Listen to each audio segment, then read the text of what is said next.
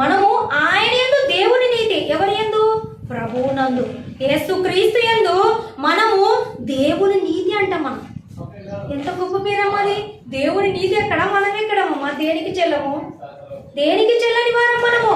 ఇక్కడ దేవుడు వాక్యంలో మనకి హెచ్చరిక చేస్తున్నాడు, నా నీతి మీరు, నా పోలిక మీరు, నాలా ఉండాలి మీరు అని దేవుడు కోరుకుంటున్నాడు. ఆయన నీతి ఎంత గొప్పదో ఆ నీతి మనలో చూడాలనుకున్నాడంట. దేవుని నీతి మనం అవ్వాలని కోరుకున్నాడంట. అందుకు ఏ పాపం ఎరుగని క్రీస్తును పాపముగా చేశాడంట. చూసారా ఎంత నింద అనుభవించాడు?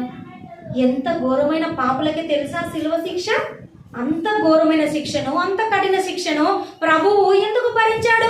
నీ కొరకు, నా కొరకు. మన ముందున్నటువంటి వాళ్ళు ఎవరైనా మనకి ఏమైనా చేయించారనుకోండి, ఏదైనా ఉంగరం కానీ చైన్ కానీ, మన అమ్మమ్మ వాళ్ళు, తాతయ్య వాళ్ళు ఎవరైనా చేయించి మరణించారనుకోండి, ఏమనుకుంటాం?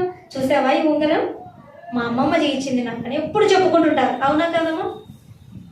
ఒక్క జస్ట్ ఈ లోకంలో కలిసిపోయి ఉంగరం చేయిస్తేనే అందరికీ చెప్పుకుంటుంటామే.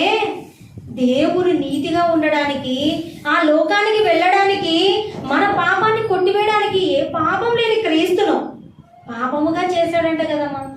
మరి చెప్పుకుంటున్నామా? ఎవరికైనా కనీసం జ్ఞాపకం చేసుకుంటున్నామా మన హృదయంలో?